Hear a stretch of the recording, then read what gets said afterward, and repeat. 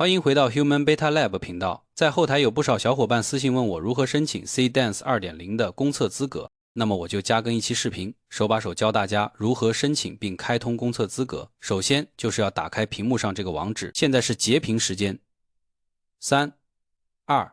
1，接着我們需要填表留資，特別說明這次公測只面向企業用戶，因此這裡必須填寫真實的公司主體名稱，不能亂填。接下來是填公司業務場景，只要稍微描述1-2個跟視頻制作相關的使用場景，比如市場營銷的場景，又比如抖音運營的場景，這些都是可以的。日均生成視頻條數我選500到1000條，您可以根據自身公司的情況來填寫。日均生成視頻的時長我選90到120分鐘，你也根據貴司的情況來填寫就行。然後填寫姓名，以及選擇部門和職務，聯繫電話這裡填寫手機，用來接受驗證碼。後面2項我選的都是，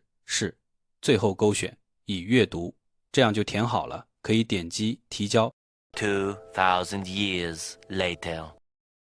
等收到申請成功的短信後，下一步就是來到火山方舟的控制台来開通 C-Dance 2.0 模型服務。在這個界面，點擊體驗中心進來以後，再點擊視覺模型。這時在頁面的上方這裡就可以看到豆包 C-Dance 2.0， 鼠標點一下，可以看到最上面有2個版本。一個是 C-Dance 2.0， 另一個是 C-Dance 2.0 Fast， 都顯示公測中在它们的右側可以看到模型服務的狀態還是未開通。接下來我們就直接點擊立即開通，在彈出的模型開通界面，我們找到 C-Dance 2.0 和 C-Dance 2.0 Fast 這2個模型，勾選上已閱讀，